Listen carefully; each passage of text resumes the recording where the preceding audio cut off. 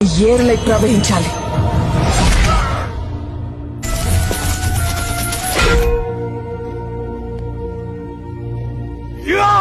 నా కొడుకు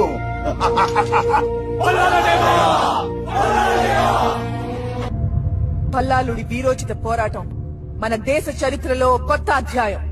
తన కీర్తి రాజ్యం మొత్తం వ్యాపించేలా శిలాఫలకాలు, కీర్తి స్తూపాలు ప్రతిష్ఠించండి. మహావీరుడైన భల్లాల దేవుణ్ణి ఈ రోజు మహిష్మతి సర్వ సైన్యాధ్యక్షుడిగా నియమిస్తున్నాను. బాహుబలిని మీ కాబోయే మహారాజుగా ప్రకటిస్తున్నాను. శివగామి, ఏంటా నిర్ణయం? కాలకేయుని చెప్పింది నా కొడుకు.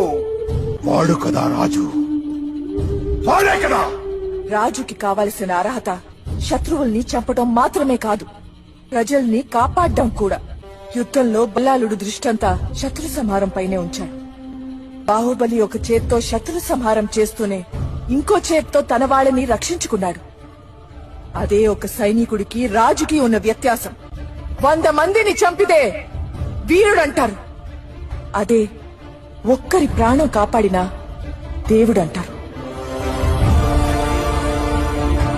బాహుబలి ఓ శుభ ముహూర్తాన మాహిష్మతి మహారాజుగా పట్టాభిషిక్తుడు అవుతాడు.